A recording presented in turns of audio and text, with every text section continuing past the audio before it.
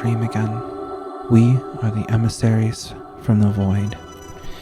Welcome back to Emissaries from the Void. Yes, we have a name now.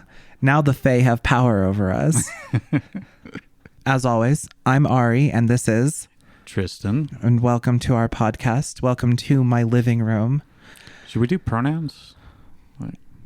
If you want to. Yeah, okay. My name is Ari, and my pronouns are she, her.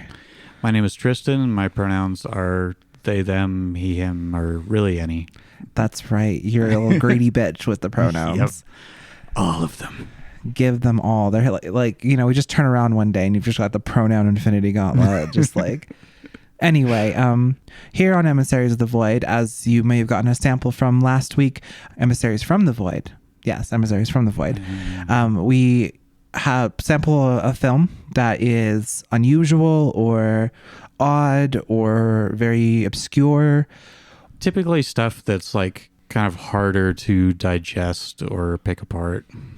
And normally it's going to be a completely unrelated film to the previous week. But this week we decided to go with the second film from the director of the last film that is called I Saw the TV Glow, which I feel is a much better example of what this director is capable of. Yeah, for sure.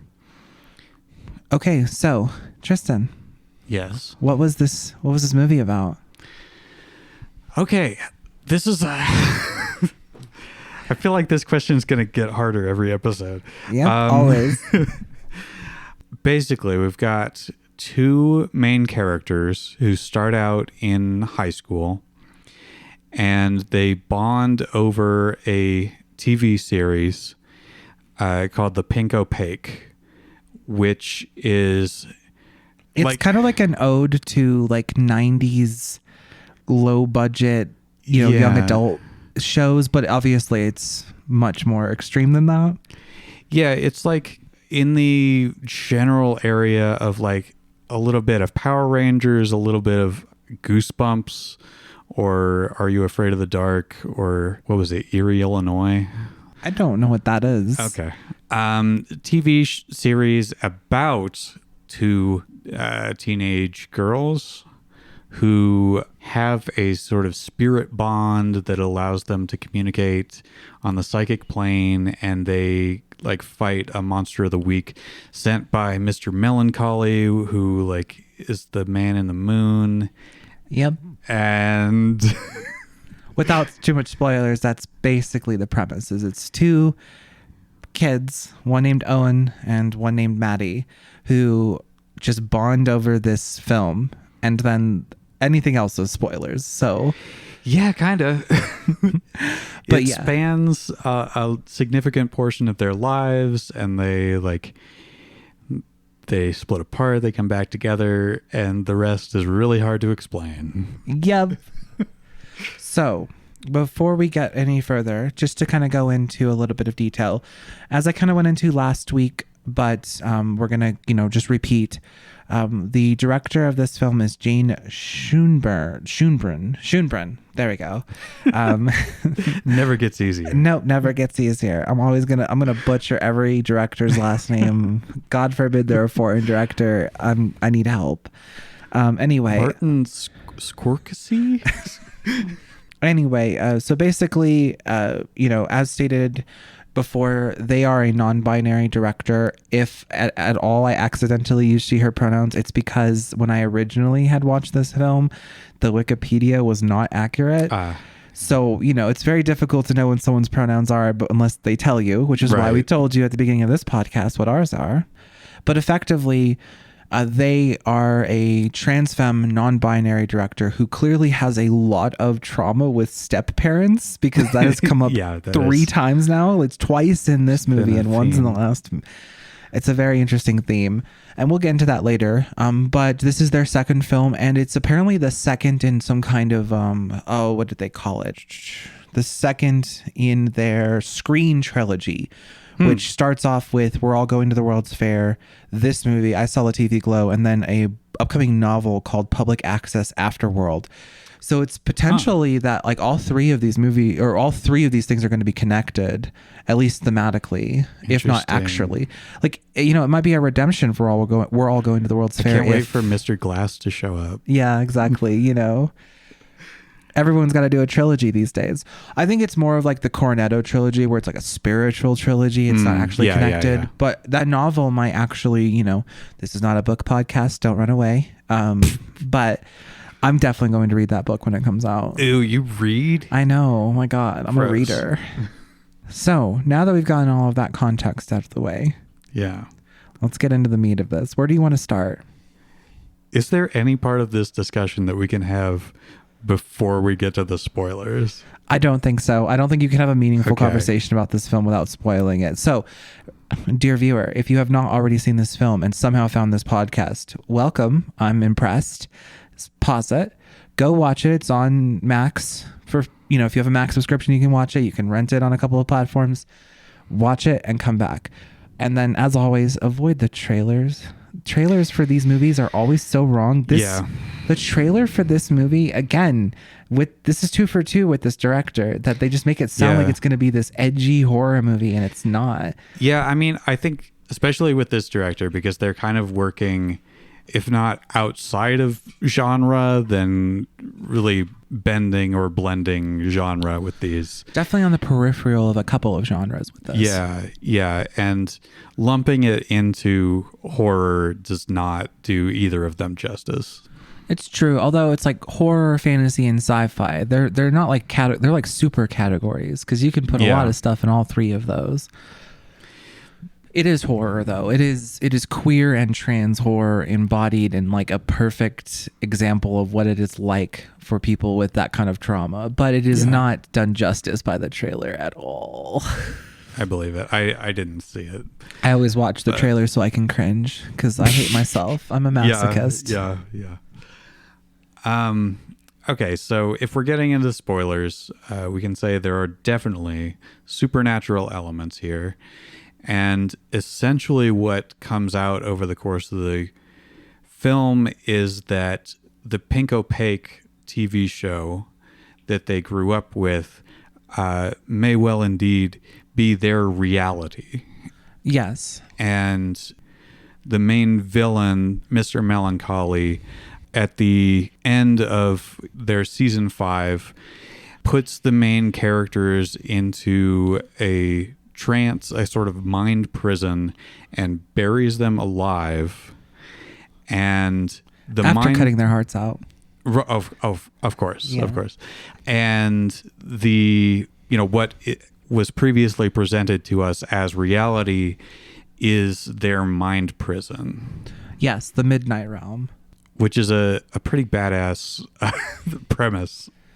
It is. It really is. And, you know, like another director would have made this like a whole like action thing. Yeah. You know, like it would have been like way more overt and dramatic. But honestly, I think the subtlety of it really works to sell the horror of it.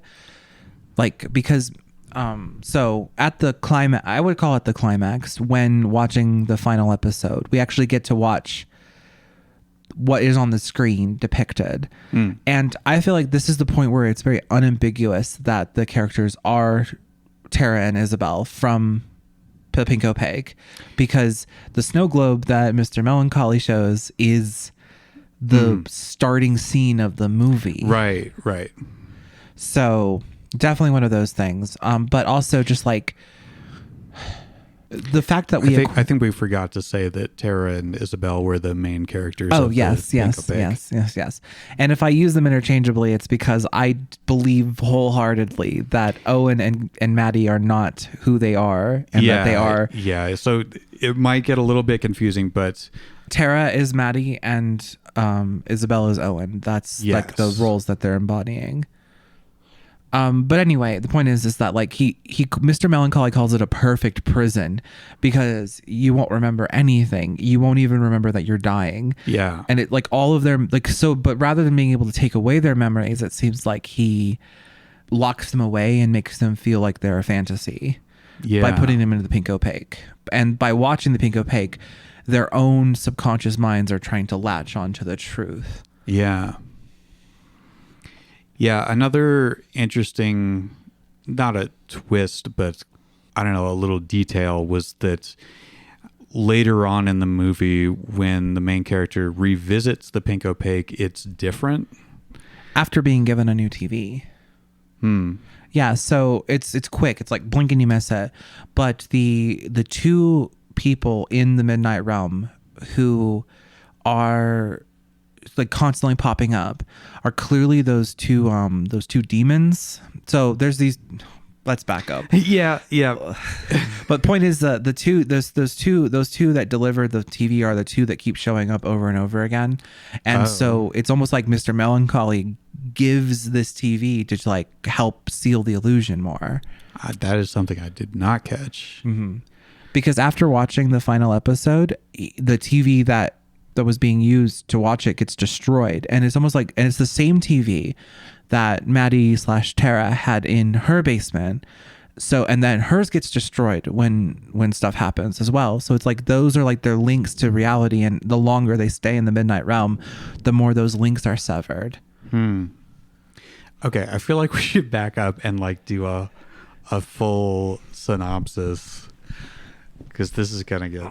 Yeah. Okay. So I'll do my best. Okay. All of this is laid out in the film, but there's one major cosmic threat, and that is Mr. Melancholy, and he has the ability to manipulate time and space. That's like why he's so dangerous, is because he can just manipulate reality. And he has lots of supernatural servants, but there are these two servants. I forget what they call them in the movie, but Marco and Polo. Oh yeah, Marco and Polo. That's right. So Marco and Polo are the two, like these two demons that apparently are just like Mr. Melancholy's favorites, because they show up a couple of times, and there are two people that are constantly showing up in Isabel/Owen's life that are clearly supposed to represent those two, because when he/her leaves the house to go meet with Tara/Maddie, those two are standing out there like staring at them. And then those are the same ones who deliver the new TV later on. Gotcha. Which, you know, all of this is all of the metaphor is to represent what it's like being trans. That's all this movie is about. Yeah, I very much got that. And like, I don't have that world experience, so it's like, I appreciated the movie, but it's something where like I feel like I can never like truly connect with it on that level. Which is true. And, you know, as a trans person myself, I know what it's like. And this movie was very much made for someone like me, especially if you go and you like look at the like comment section on any like clips from this movie. It's just a bunch of very like confused cis people and very damaged trans people feeling seen. Yeah. Because like basically like the idea is that, you know, everyone, and you can have a non-trans interpretation of this movie, because like we're all in the Midnight Realm. There's a reason why the Midnight Realm is our world. Like this director chose to make the Midnight Realm start in 1996 election season and go until it ends. Yeah. And that is because the real world is our Midnight Realm. We're all trapped here by something. We're all choking on something that's keeping us, that we're being buried alive, and we don't even realize it because we're so caught up in all of the artifice of the world around us. Okay, yeah. I imagined you were gonna like go more in a direction of like personal identity and like being one's true self. Well, that's true. That's the truth though. So like I can get into that, but I don't want to like stress like this does not necessarily have to be a trans interpretation of this movie. Right. It's very clearly intended for that by the director, in my opinion. But especially considering that one of the characters, when they get put in the Midnight Realm, is turned into a boy. Right. There's very explicit trans themes here. But yes, so the horror of this is that we are given a denial of closure about Isabel. Tara escapes. Tara understands the assignment, becomes her true self, and escapes. And, you know, when I say it's queer horror, not necessarily trans horror, it's because Tara / Maddie are representative of just like someone who's just gay. Like she's a lesbian, and she's not really trans coded. She's lesbian coded. Right. Not even coded, like overtly lesbian right. in the movie. Yeah. But the point is that like she represents someone who accepts their identity, who goes through the bitter, hard part of it, comes out the other end changed and actualized, and then goes back and tries to help Isabel / Owen, but fails. And that's what makes this a horror movie and not just a suspense or something. Like, it's that, like, no matter what Tara does, she cannot save Isabel because Isabel is too trapped by their own anxieties and their own inability to actualize themselves, and they don't want to take the leap. They don't trust it. They're overwhelmed by it. Like twice Tara goes on a rant twice in this movie, and both times Isabel / Owen is like recoiling in horror and terror and actually like physically assaults to run away on that football field when they're like, because basically the way that you get out of the Midnight Realm apparently is you have to bury yourself alive to like reverse being buried alive in the real world or something like that. I don't know. I feel like you have a different interpretation. No, I was just trying to think if it was just suicide or if it had to be by burial. That's true. It doesn't say it has to be, but it feels, I don't know, like Tara's so insistent that they have to bury themselves alive, because she, in her first rant, in her second rant rather, she talks about how she buried herself alive, and like to the point of just like desperation. And in case anyone's confused, she hired someone to bury her alive. Oh yeah, exactly.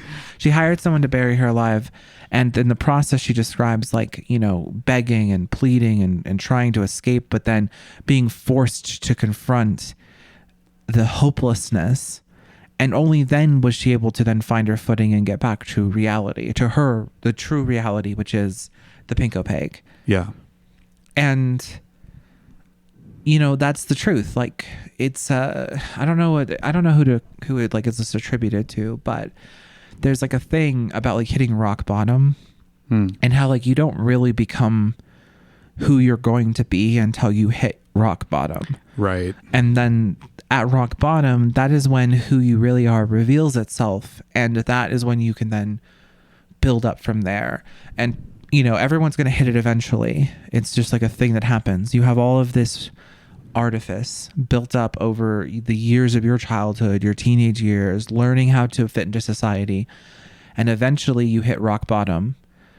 Spiritual, mental, physical rock bottom, it doesn't matter, but you hit a point where you then have to then make a choice to continue or to give up. And if you continue, that is when you actualize and become a truly free person. Now, there's obviously disagreements about that. Not everybody thinks that that's accurate, but that is definitely in a school of thought about how you can grow as a person and what you can become. And I think that Jane, the director of this film, I think that they are very much in the square camp of, in order to really truly live as yourself, you have to experience rock bottom and then come to fruition. And as a fellow trans person, I completely agree. Yeah. Because I did not come out of the closet or begin my transition until my own rock bottom moment that happened. And when that happened for me, I lost everything. I was dead for 28 seconds, and then I come back. And after that, I'd made a choice that I'm going to be my true self. And I haven't looked back ever since, and I'm not scared of it. But there are so many people who are Isabels, trapped by the conditioning of the world, trapped by the Midnight Realm, unable to actualize themselves because of fear of the leap, and that you cannot force them to take the leap either, as Tara learns the hard way. Yeah. And the other like major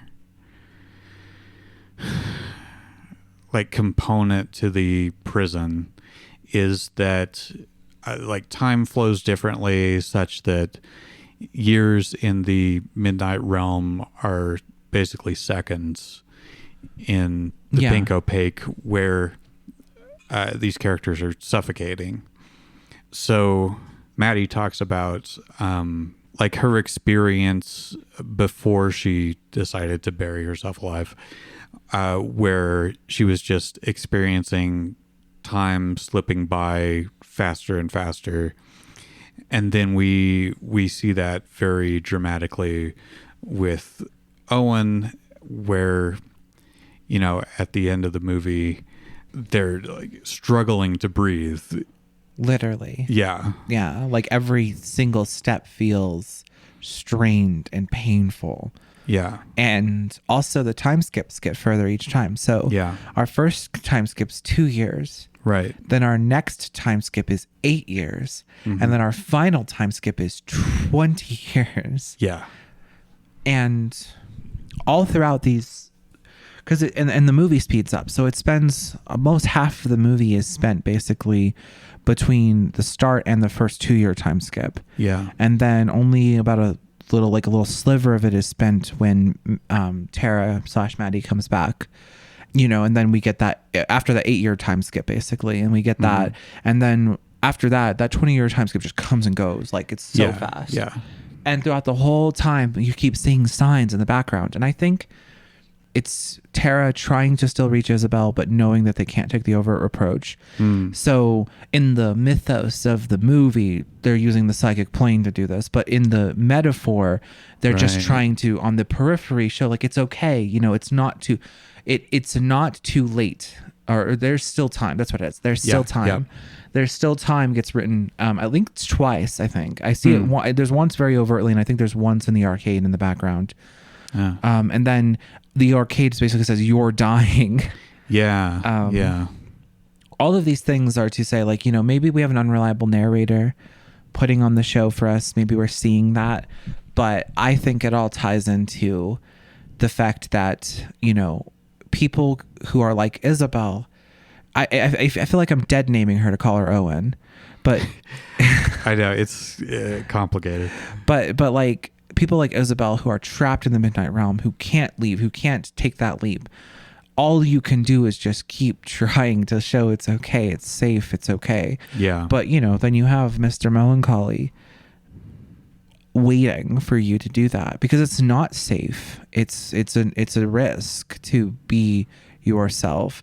There are plenty of forces in this world that do not want you to be yourself. Yeah. So when they, or if they get back to the pink opaque where they are their true selves, they still have to fight the monster of the week. Yeah, like once they save themselves, let's say that Tara is successful in saving Isabel, they still have to defeat Mr. Melancholy. Yeah. Like, it's not over. Just, like, people think like self-actualization is the end. You've reached self-actualization. Congratulations. Yeah. No, that's the beginning of it. That's the beginning of season 6. That's the start of the next leg of your journey. Self-actualization is just like, okay, good job. You've now successfully completed your character sheet. Now it's time to actually play the game. Yeah. And that's exhausting. Yeah. But the alternative is this slow death. Yeah. The alternative is being buried alive without your heart, choking on Luna juice. Yeah. The like final or second to final scene, the birthday party. One thing that I really loved about that was that they're singing happy birthday and they do it again and they it gets faster, and it's a really good like way to really drive home like the years flying by, because like in that moment I really felt like Isabel was experiencing, like, every time they say happy birthday, like it's another year gone, and like they were feeling that life ripped from them, and that's when they snap. Yeah, they wake up for a second and they realize that they're living in a facade. And the truly heartbreaking part of it is that they go into the bathroom. They reveal that there is still time, even this late, even as they're almost dead. There's still time. And the thing that they do is immediately go out and start apologizing to everybody. Right. Yeah. I think you said that the ending is a little bit ambiguous. Like It's they might be very much ambiguous, like, because there is still time. They could still go, like, because we get a cutaway to the still dug hole. There's still time for Isabel to do what they need to do what must be done, but they're apologizing on their way out. It's almost like they see that last opportunity. And honestly, this is going to seem like a weird comparison. Okay. So my favorite play is the Tragical History of Dr. Faustus. Okay. And this is a similar to how like you felt like you really have ginger snaps while you were watching the last movie.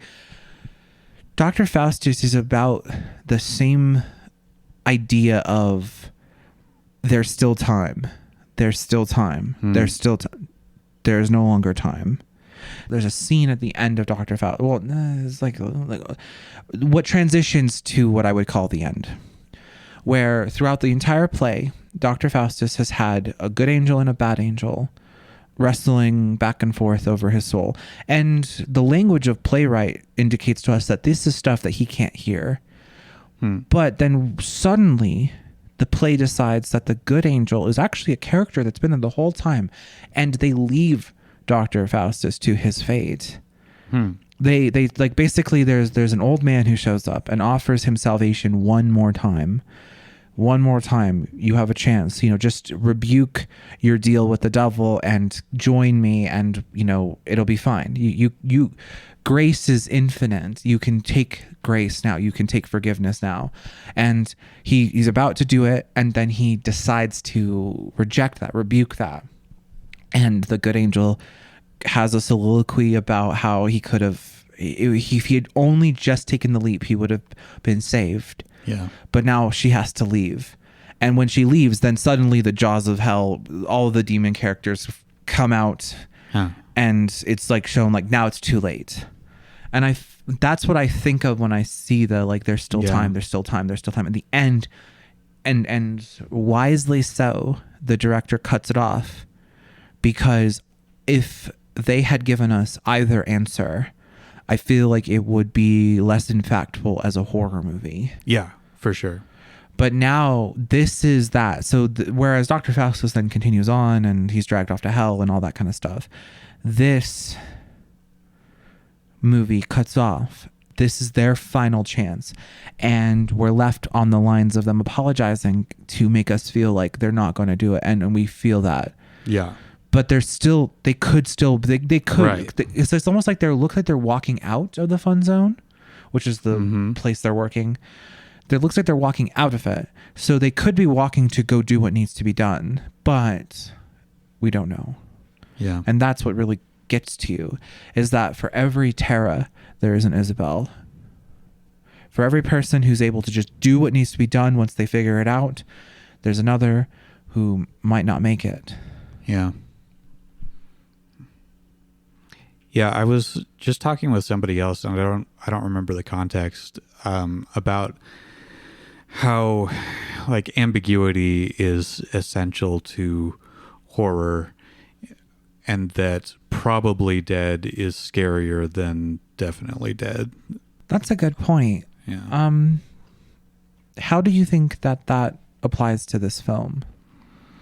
Well, I mean, it's just the ambiguity of the ending where it seems hopeless, but because there's that little possibility, like it's not definitely set in stone, that's, I think, scarier, or as you said, more impactful. Do you think that also applies to the slight ambiguity of the Midnight Realm and the Pink Opaque not being real? Like the off chance that Tara/Maddie is actually insane. Right. Yeah, I mean, because burying yourself alive, suicide is, yeah, that's a very extreme leap to make in order to achieve, in this context, actualization. And I don't, obviously, I don't think the movie is like advocating suicide. It's only But in you this definitely have to. supernatural. I mean, that's true, but you definitely have to die to yourself. Yeah. Like, you have to kill your old self in order to become who your new self is. Yeah, and it's scary. I think it's an appropriate metaphor. And I think it does kind of create that tension of what if it doesn't work? What if it doesn't work? Yeah. Mm-hmm. I feel like we've definitely hit the nail on the head. There's a lot more we could talk about, but I think that the core central premise of this is that the only way that you free yourself from Mr. Melancholy, and that name is chosen very specifically, Yeah. is you have to die to your old self, because it's your old self that's making you miserable. Yeah.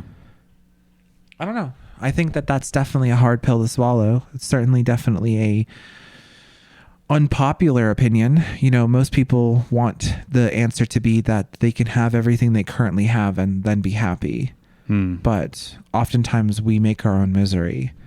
And Mr. Melancholy's ability to manipulate time and space is because our sadness doesn't know time. It doesn't know space. So our suffering can be infinite, because it doesn't matter how many years have passed. We can still be punishing ourselves. We can still be denying ourselves. We can still be whatever. Yeah. How do you feel about this movie compared to We're All Going to the World's Fair? I think it's definitely a much more refined product. I think you're right that they learned a lot from World's Fair, and then were able to put the that kind of moodiness into something that is more like coherent and fleshed out. Would you agree that they're kind of hitting on the same wavelength? They're trying to say the same thing, I think. Just like one is using a more overt trans metaphor for sure, but I feel like these two movies are trying to say the same thing, which is that we make a lot of our own suffering. We get stuck in the artifice of presentation, and that true self-actualization requires sacrifice. But I Saw the TV Glow does it much, much better. And it's partially because it had a much larger budget, but I think it's also just because the writing was better. Yeah, it's more thought out for sure. Yeah. You know what? If I had to describe We're All Going to the World's Fair, it's messy. Yeah. And if I describe this movie, I would say that it's... I'm going to take a word from you last week. Oblique. Okay. It's a very oblique movie, because it's... what it's trying to say, I think, is hidden in a couple of layers of... because you're always going to get your average moviegoer who's going to take it at face value as some supernatural horror, and they're going to leave disappointed because the true scariness of it is coming from a source of, you have to really understand what it's saying. Yeah. It's existential horror, and it's very thematic horror, I guess. Horror through implication. Yeah. Which is another connection to World's Fair. Yeah. And I think it was a little over dramatic last week when I said they made the same movie twice, but the second time better. But it really did. It's... I mean, it's like Coen brothers are known for retreading the same themes. And somebody, I want to say it was probably a cracked article, but somebody wrote an article about them making the same movie twice repeatedly. For the Coen brothers, it was once as a comedy, once as a drama. Let's see if I can remember any of them. Inside Llewyn Davis and Hail Caesar, where they posited the same movie. I can agree to that. Yeah? I can agree to that Yeah. analysis, although Hail Caesar is better. Oh, well, okay. At least that's my opinion. I think that's an unpopular opinion from what I know about it, but whatever. We don't need to get onto a Coen Brothers tangent. No, not for this podcast. Maybe a different podcast. There's one or two Coen Brothers movies that I've put on our list, Yeah. but just a couple. Okay, so then we were talking. How did we get on this tangent? I don't remember. Oh, sorry. We were comparing World's Fair and TV Glow. Yeah, and then we talked about making the same movie twice. Okay, yeah. So back onto what I was saying though is that like more so than just having thematic overlap, like they're both movies about teenage angst. Yeah. Like because yes, it's easy to forget that because we do eventually follow the character until they're in their mid 40s, mid 50s or whatever, allegedly. But Tara and Isabel are teenagers fighting cosmic horror threat. Mm-hmm. Like, and Mr. Melancholy, I feel like gets the melancholy that we all feel, the depression and sadness gets its hooks into us when we are teenagers. Yeah. Because that's the first point at which we are self-aware enough to understand how horrible everything can be. If I had to get really meta with this, Tara and Isabel both represent queer youth that are engaging in finding themselves. Mm-hmm. And the depression of life is what eventually puts them in the midnight realm, which is the real world. Yeah. And that depression is what is bringing them down. And Tara conquers that depression and Isabel doesn't. Yeah. But it's about teenage angst because while, we can think of it like, if we want to reverse it and take out the supernatural elements, the reason they're both drawn to the pink opaque is because they're both girls enjoying this girl show, because it's called a girl show by a couple of people. Yeah. And they are ascribing their own struggles as girls onto this, with Isabel being trans and Tara being lesbian. Yeah.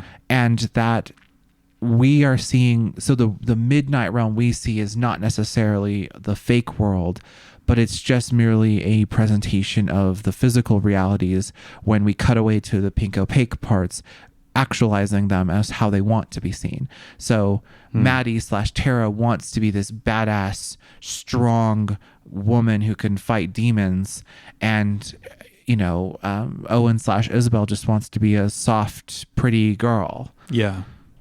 That that is with Maddie / Tara. Like, there's a lot of romantic tension in this film between those two. Yeah. Even though it's not overt, but like when Owen sleeps over at her house for the first time to watch Pink Opaque, and Maddie goes over and draws the ghost symbol from the show on their neck, that is very, very, very. Yeah. It's the second time. It's the second time that they sleep over. When they're a little older, they're both well into their teens at this point. Because Owen actually starts off in 7th grade in this story. Right.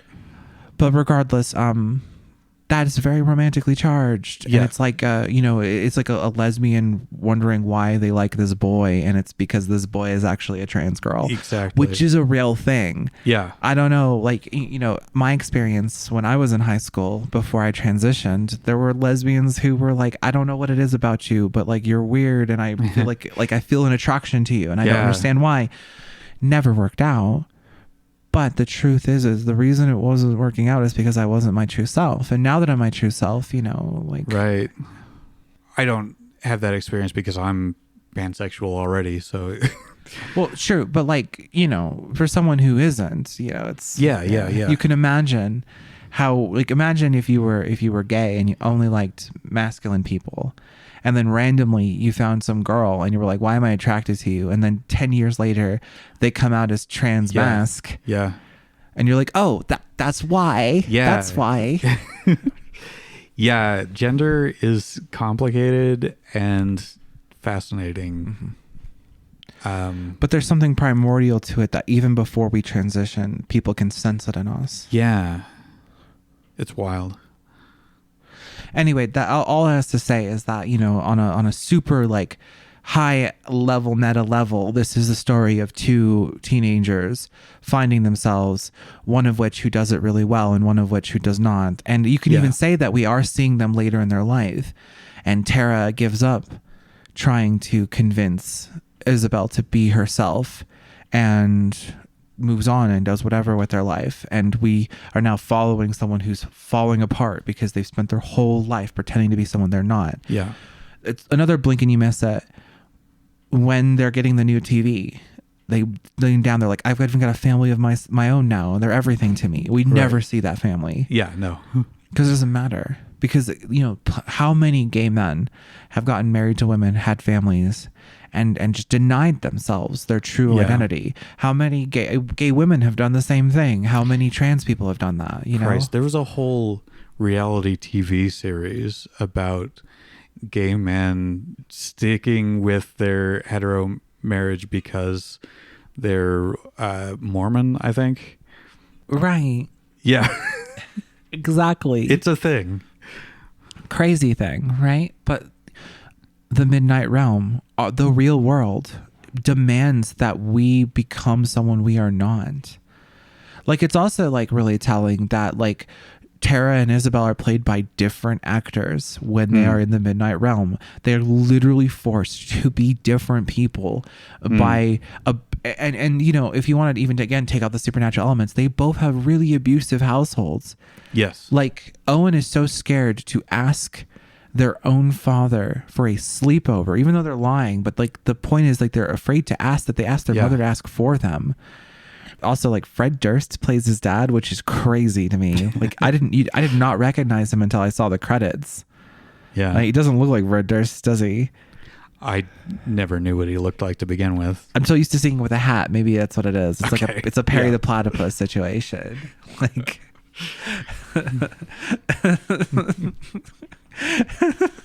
like Fred Durst? No, Fred Durst the Platypus.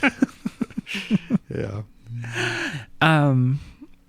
But like, okay, so for example, there's a earlier scene.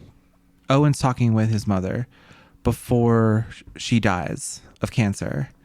And the speech that she gives him, they're sitting in front of this horror house where like a red light is flashing in the background. And the way I read that is like everything she says in that moment is supposed to be a danger. You know, like I wish she's like, I see you seem to be really far away and you're not here right now. You're not present in the moment. It took me a minute. I remember what this scene you're talking about.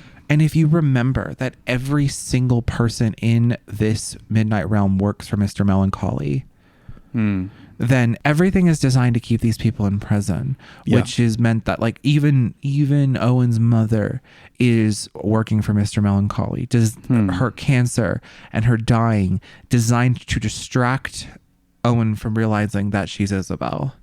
I don't know how to parse that with the non-supernatural reading of this film, but it's definitely there on purpose. Like, you don't sit in front of a screaming red light in a movie unless it being intentional. Like, I mean, right. Maybe a director does it on accident, but not Jane. I don't think that a film school student like them is going to make that kind of a mistake. It's done on purpose. Yeah. And I know there have been like whole color theory analyses of this movie. That's true. I haven't watched it and I'm not qualified to make that analysis, but you can... No, neither am I. I just know that screaming red light while some character is saying like, hey, you need to be present in this moment. Like, it feels like it's designed to continue the trap. Like, I was trying to figure it out while watching it. You know, is it like red pill, blue pill kind of thing like Severance is, or oh god, not even start me on Severance. no, that could be a whole podcast that we would just do separate from this. But yeah, no, I agree. I think that another detail is the trans colors show up all over this movie. Like, cause you know, they're playing with that pinwheel thing, like, or not pinwheel thing. Like, what's that game called where you have the colored rainbow pattern thing and you lift it all up and you go play under it? Like, oh yeah, like the parachute, I guess. Yeah, or whatever it's called. But normally it's a rainbow. But in this movie, it was specifically trans colors. Yeah. Which is, it was a choice. And the clash between purple and blue, or it's magenta and blue. Because I think they went with magenta over pink just because it looks prettier on screen. Like it's, if they had gone with pink, it might have been a bit hard to look at. But like when you see magenta, I think it's supposed to be pink. And then you see blue, and then the end credits are a flowing between pink and blue and white. And it's like very much like, on one hand, it's very trans coded, but also I think that the colors all do stand in for something. And the red, when there's red, it's danger. Yeah. And every time we see red, it's a bad thing that's happening. Because like even when after watching the season 5 finale that Isabel does, they're trying to like escape into the TV. Like they're trying to go back, and their quote unquote dad, played by Fred Durst, which is crazy, comes down and like pulls them out of the TV, and then they go back in. Like, I don't know if you noticed, but they try to go back into the TV. They're like that. Yeah. And then they're in the bathroom getting hit with like boiling hot water, and they're like, "You're not my dad. This place isn't real." And then they throw up all this Luna juice all over the bathroom. That bathroom is orange and red.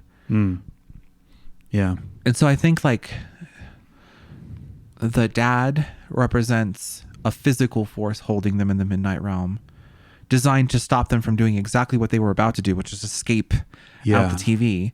And then also their mother represents the emotional manipulation, keeping them in the midnight realm. And it's the idea that like abuse and the limitations put on us by our parents doesn't always have to be physical. It can be bad ideas put in our head by our mothers. And not to say that it's gendered, but in this film it is. In this film, the dad represents the physical violence, and the mother represents the emotional impact. Like even even at the start, when Isabel / Owen is at the very start of the film voting, right? She's keeping them away from Maddie / Tara. Right. Yeah, I didn't think of that. That's an interesting take on her. Right, because you feel like you should trust your mother. Right. But when the mother is giving that speech, it's all danger coded. And it made me realize that everything that mother does is to imprison, because they're all work for Mr. Melancholy. Right. And not like, I mean, like taken literally, she's not doing anything wrong. No. It's just like in the meta narrative, that's the function that she serves. Right, exactly. And like idea of like, you need to be here and present and thinking about right now. You know? It's not like, if you were to read this in a non-supernatural context, she would actually be a very sympathetic character. Yeah. But reading it in the context that all of this is designed to imprison you, non-hostile things can imprison you. Yeah. Trauma and tragedy and loss can imprison you. We're in danger of going into severance again. But yeah, I think it'll be interesting to rewatch it with that in mind, like viewing everybody in the Midnight Realm as a sort of implicit agent of Mr. Melancholy. Yes. Now I'm thinking back to her dropping Owen off for the sleepover, and the way that she is like watching to make sure he goes into the house, and he has to like wave her off, you know, through this new lens. She was making sure that it was what it was. Yeah. Because anybody that isn't Tara / Maddie is an agent of Mr. Melancholy. So they don't worry so much about being around another person. And also like to that agent of Mr. Melancholy, it's unfathomable that this kid is going to walk till it's dark to somebody else's house. Like, you know, that's another thing. It's like really crazy is that he gets dropped off, and then he arrives right at 10:30 to watch the Pinko Pink. Yeah. Like it's nighttime when he gets there. I mean, he had to have walked for hours and hours and hours, and then he has to get up at 6 a.m. and walk hours and hours and hours back to fake get picked up. What do you think about when Tara / Maddie asks them to run away, and then they go and reveal that they've been pretending to that one woman's house? How do you read that? Just like a fear of commitment, or? Yeah, I mean, it's the first example of not being capable of taking that leap, and also being so cowardly that they can't even Just say no. admit it. Yeah. Like, they have to get grounded so they can't do it. yeah. I don't know. I always found that like it's so jarring when it happens. They have this intimate moment where the little ghost is drawn on their neck, and then they're like vigorously scrubbing it off because they're scared of it. Yeah. Yeah, there might also be like a fear of that intimacy at play. You know, that does come up when they're on the bleachers and they're having that conversation and they're talking about how like Maddie / Tara's like, I'm into girls. Mm-hmm. And then they stop talking for like a really long awkward pause, and then she turns to them and was like, what about you? Do you like girls too? And Owen / Isabel's like, I don't know. I just have an emptiness inside of me. Yeah. It's because your heart's been cut out, but you know, we're not. Yeah. But like Mr. Melancholy cutting out your heart is that fear of intimacy, because we're afraid of being damaged. We're afraid of being abandoned. We're afraid of closeness, because closeness can bring pain. And that's why Mr. Melancholy cuts your heart out. Yeah. Because you won't even know you're dying anymore. He'll take it all away from you. If you just give in to the despair, you'll forget that it's killing you. Yeah. All right. Well, Ari, what was one thing you liked and one thing you didn't like about this movie? My favorite part of this movie is Mr. Melancholy's speech. Because I've never found a better encapsulation of how depression feels.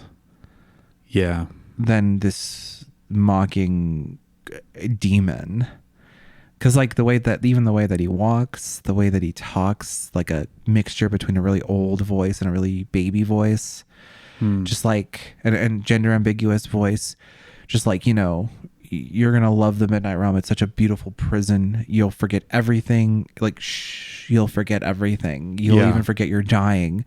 That sticks with me. I think about that scene, like, because I first saw this movie like a year ago, and then we rewatched it just now, and I've consistently think about that scene in my head of like, no, that's what it's like. So I would say it's my favorite part, and I feel like it encapsulates the whole movie. Least favorite? I think on rewatch, I would have liked more interaction between Maddie and Owen as characters than what we do get. Like, we get a lot, but I would have preferred it to be more of them interacting than what we really do get, because it would make the lack of her in the last third be so much more present. Like, I understand that she has to leave and come back for the story to work, but I just feel like we should have gotten more scenes of them in the basement together. Yeah. Because like when she does come back, it's almost like she's giving a series of speeches, and no emotion really until the end. Like, because like when she gets hugged, it's just like, oh, like she's not hugging back. I don't know. It just felt weird. And maybe that's the point. Like, you know, when you don't talk to your childhood friends for a long time and then you see them again, it's like difficult. I don't know. I still wish we would have gotten a little bit more interaction between the two. Like maybe like one more scene between the two of them before everything kind of falls apart. Okay.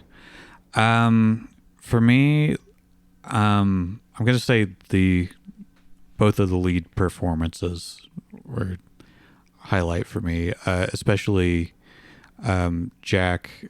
I don't remember the last name who played Tara, and I also don't know their pronouns, but the intensity in those monologues, Especially the planetarium speech. yeah, oh god, Yeah. just mesmerizing, and also visually mesmerizing as well. Mm-hmm. Just the subtle lines of color crossing her face. Jane definitely knows how to find good actors. Like, because even the girl from We're All Going to the World's Fair, really good for like a debut role. Like, Yeah, for a teenager with yeah. And then Isabel / Owen is just heartbreakingly pathetic. Yeah, we've all known an Isabel, Yeah. you know. And we feel really bad for her. Because we're just like, oh God, if you just did, but For a dislike, I'm having a hard time thinking of something that I disliked. I also did too, but Yeah. you have to do it. Okay, rather than dislike you had an advantage because you've seen it twice. I've only seen it the one time, and I'm still kind of like what's something dazzled. What's something you wish would have been included that wasn't done? Okay, so there were like flashes of Owen in a dress. Yes, yes. And this is something that we haven't talked about that we probably should have. But I guess I was left wanting like a little more context for those. Like, I understand if it's supposed to be ambiguous, but Yes. Why don't we do that now? Let's have a conversation about that. yeah. Thank you for remembering. So, in addition to the other themes that we've talked about, something that comes up after Maddie / Tara comes back is we get these flashbacks suddenly with Owen / Isabel in a dress on a setting, like in the basement, and then later looking out at Mr. Melancholy in the sky. I read this as like another interaction between the two of them. Like they've been watching the Pink Opaque together. Because one thing that gets missed, that I missed my first time watching, was that they imply that they have been watching the Pink Opaque together every single Saturday for a long time. So basically, like that first time he comes over when he's a seventh grader, there's a 2-year gap. But then after they start talking again, then it's implied that they've had a lot of these. Yeah. And so I think that that's like a memory of something that happened when they were younger. Tara convinces Isabel to wear a dress and to be themselves because they are attracted to them and want them to be themselves so that they feel more comfortable with themselves being attracted to them. Yeah. And that is what we see interspliced with a little bit of the vagaries of the Pink Opaque crossing over because it's supposed to be ambiguous. But I read them as real memories, like interspliced with some supernatural stuff. Yeah. Yeah, I definitely also read it as memory. The timeline is confusing, like when that would have happened. Which ties into what I would say later about my least favorite thing, which is the lack of more scenes between the two of them. Yeah. If that scene had been put in earlier in the film and then we flash back to it with the added Mr. Melancholy elements, I feel like it would have been more impactful. Maybe. Yeah, it definitely seems like the fact that it only comes up later makes it seem like it's something that Owen / Isabel has repressed. That's a good point. Which has some implications. Yeah, it seems like another example of Isabel like having a brush with self-actualization and running away from it. Right, which she does a lot in this movie. Right. Yeah, it's like that's her thing, like her favorite thing. Main tragic flaw. I think And Tara's tragic flaw is overzealousness. I think that Tara Yeah. scares her off too, like multiple times. Both Yeah. times Tara has a speech, it scares her off. All three times basically.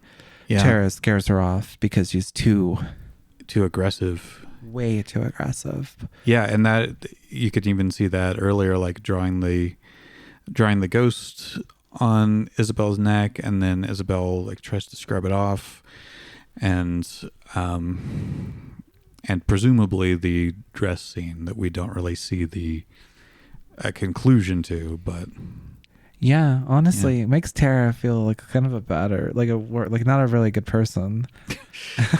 I don't know if I'd go that far. Like a little bit too pushy about Yeah. her vision of things. Yeah. Because I mean, even in the Pink Opaque, she's the leader of the two. Like she's the one who starts all. She introduces Isabel to the whole the whole mythology. She's the one who like has that whole thing. Like that's all Tara. So it would make sense that even in the Midnight Realm, she would still embody those, but in a warped capacity. And also, I think there's a point where in the Midnight Realm, Tara talks about the characters of the Pink Opaque, and she kind of puts Isabel down. You remember that? Where she's like, Tara's the like strong, competent one, and Isabel is like, I forget her wording. I think she even calls her a coward. Yeah. I think so. Yeah. Yeah. That can be like kind of taken as like how she sees Isabel / Owen in the Midnight Realm. Without her heart. Yeah. Yeah. There's also very early in the movie, there's written messages just like in the school. And a lot of them are like, you know, what you would expect, like pain is weakness leaving the body. Carpe diem, which does tie in with the themes. But there was one that stood out to me that was, without courage, all other virtues are meaningless. It's almost like, and the written messages are sometimes from Mr. Melancholy, and they're sometimes from somewhere else, something else. And I think that one is from something else. Like that's the first one. Like all of the other ones in the school are Mr. Melancholy propaganda, in my opinion. Really? Yeah, especially the pain one. Pain is weakness leaving the body. That's a very toxic thing to think.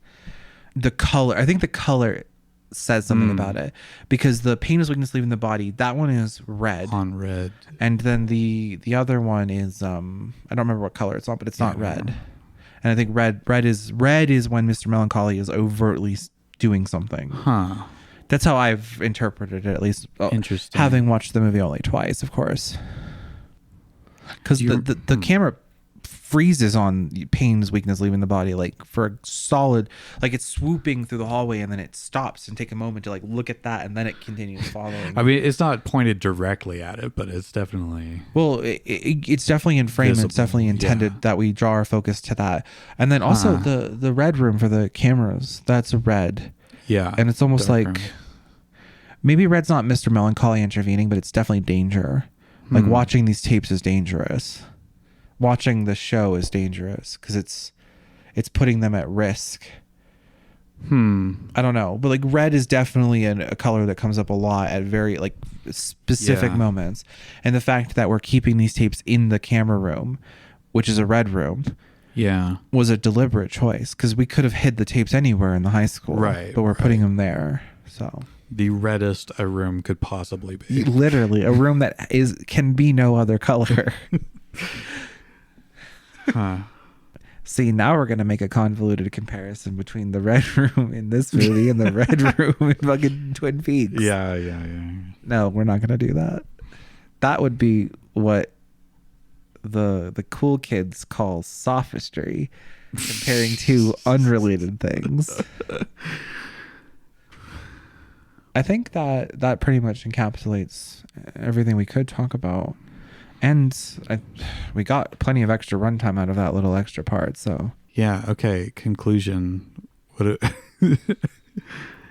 We did our things we liked and things we didn't like already. So yeah, I think we're done. Okay. Bye. Bye.